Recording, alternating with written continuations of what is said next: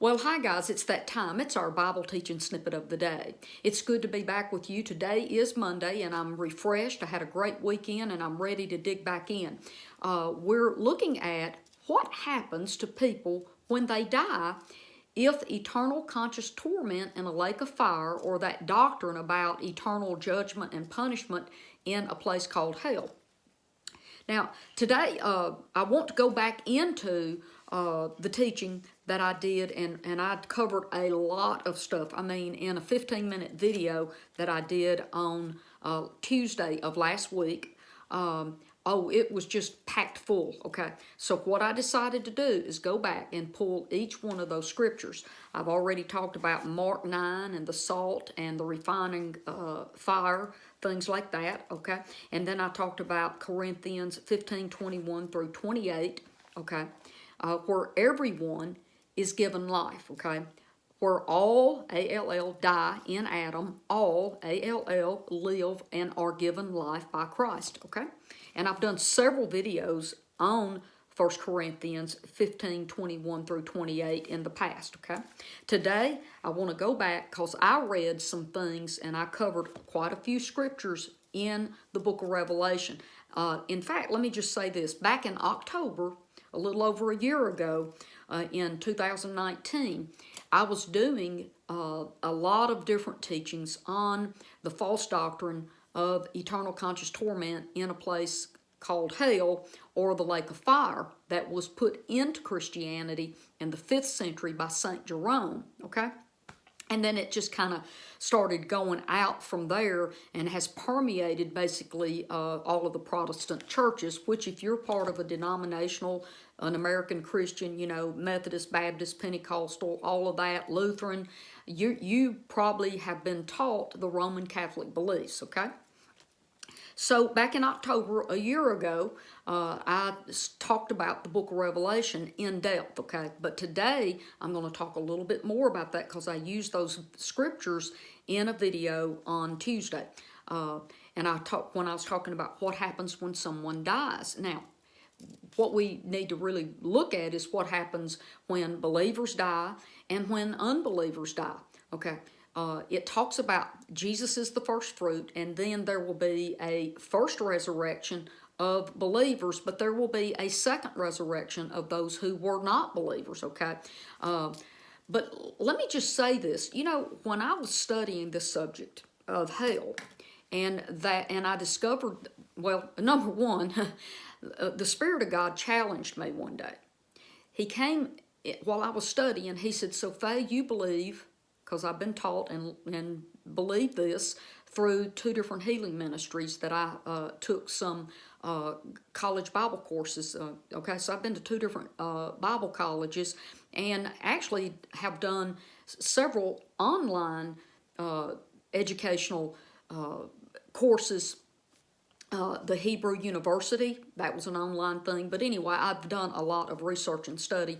But anyway, so I believe that, yes, indeed, it is God's will for everyone to be healed, okay? So when I started studying the hell doctrine, and this is in the very beginning, the Spirit of the Lord said to me, "So Faye, you believe that I love people enough to heal them right here, right now, whether they're a believer, unbeliever, no matter who they are. I love all people enough to send you out to lay hands on them to see them healed.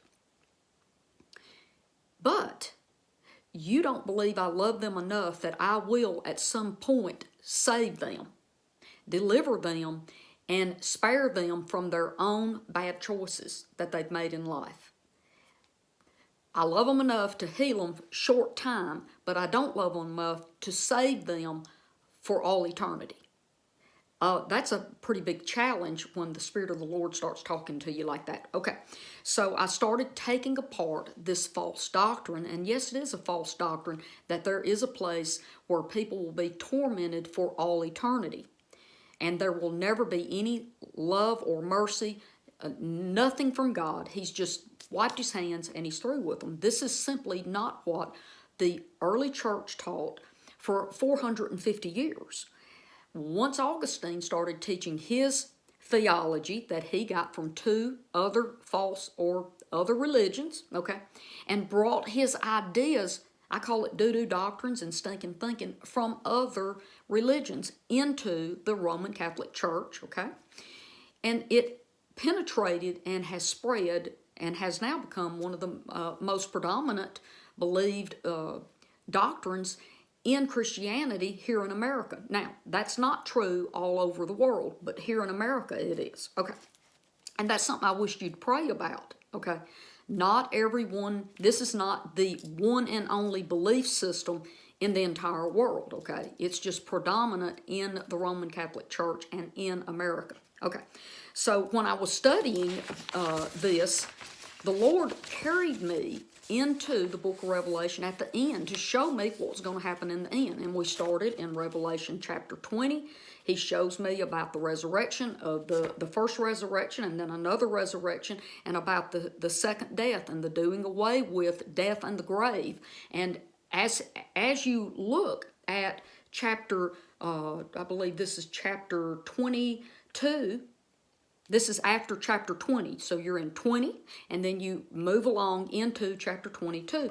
What you find is that people are not in a lake of fire burning forever, but instead they are outside the city gates being bid by the Spirit of God to wash their robes, okay, and to come into the city and eat from the tree of life and drink from living water, okay.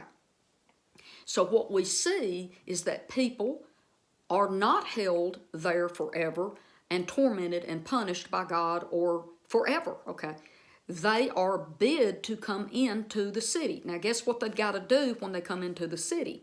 They have their name entered into the book of life at the city gates when they come into the city. So I read this to you in that video on Tuesday of last week. But after I studied this, okay, and I wrote this out and sent it to a few people, they're like, oh my goodness, I've never noticed that. Yes, people are no longer in a lake of fire burning and screaming, begging for mercy, and there forever. They are actually outside the city, okay? Then I have confirmation that I'm not crazy and that I'm not the only one that believes this. A very sweet, good friend of mine named Kathy sent me the name of a book to read. She said, I think you'll like this, and I did. I got this off of Kindle, the digital copy, and I read this, and lo and behold, the same thing is shown in that book, that people are outside the city gates, and the Spirit of God are bidding people to come. Come. Look, believers from that first resurrection in Revelation chapter 20, verse 5, the believers are already resurrected. They are inside the city already. It is the unbelievers who have not been completely purified, willingly washing their robes and becoming pure. And the Spirit of God is bidding them to come in. Now, what I want to do is show you another book that I have, okay, that I just now got it, and I'm almost finished with it. I've like maybe 2 chapters in it, and this I also bought on Kindle as well, and it's called Heaven's Doors. Heaven's Doors, Wider Than You Ever Believed, and it is by George W. Saris, okay? Let me, if you don't mind, I'm going to tell you a little about George Saris real quick. George Saris is an actor, author, narrator, and storyteller. He holds a Bachelor of Science in Speech from Northwestern University. I'm going to slow down and say this, and a Master of Divinity from Gordon Conwell Theological Seminary. Okay, so Saris is also the author of Heaven's Doors, Wider Than You Ever Believed. The book was awarded the Silver Medal in Theology in 2018 Illumination Awards for Exemplary Christian Literature. I'm going to stop reading right there, but I just want you to understand that, you know, there are people that have seminary degrees, masters in theology, that do not believe in this eternal conscious torment lake of fire that has been sold off to us into believing.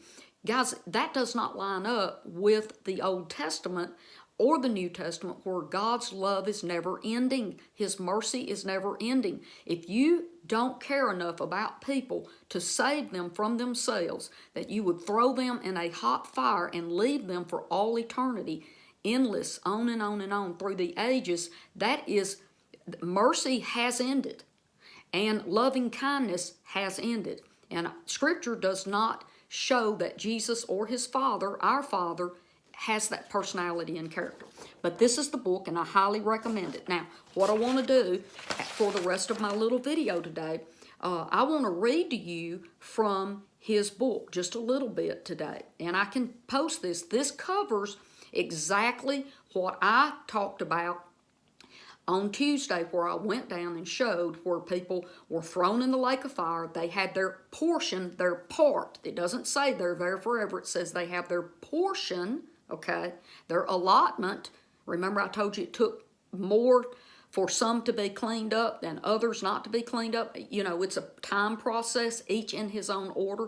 Okay, so some people are there longer than others. It's a longer process sometimes, but everyone has their portion in the purification. And the first century, for 450 years, the church leaders called it the purification pool or the refiner's pool. I talked about the refiner's pool also, so last week. Okay, so today what I want to do is I just want to go over and read a little bit from his book, and I'll start here. It says, God never gives up. The book of Revelation is the last book in the Bible, and in it we witness this amazing thing. Christ is the only one in heaven or on earth or under the earth who is found worthy to break open the seals and open the scroll of the book of life. To paraphrase a popular saying, when that happens, all heaven breaks loose. When I heard every creature in heaven and on earth and under the earth and on the sea and all that is in them singing, to him who sits on the throne and to the Lamb to be praised and honor and glory and power forever and ever. Who was singing these praises? Every creature. Where were these beings from? Everywhere in God's creation. At the end of the book, At the end of the book, we learn of a glorious city that has come down from heaven, filled with beauty that is beyond description.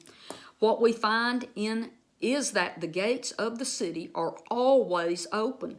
The fruit of the tree of life is always available. Its leaves from the tree are for the healing of the nations. And at that time there will no longer be any curse. Then Jesus himself says, Blessed are those who wash their robes, that they may have the right to the tree of life and may go through the gates into the city. So who are those outside the city who are invited to wash their robes and go through the gates into the city?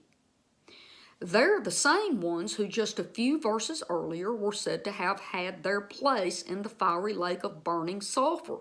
The sexually immoral, murderers, idolaters, and like the prodigal son, they are living outside the blessing of their father. Why? Because those who are ungodly and impure are not allowed to enter through any of the city's 12 gates while they remain in that state. But God doesn't give up on them. In the New Jerusalem, where all this takes place, an invitation is given.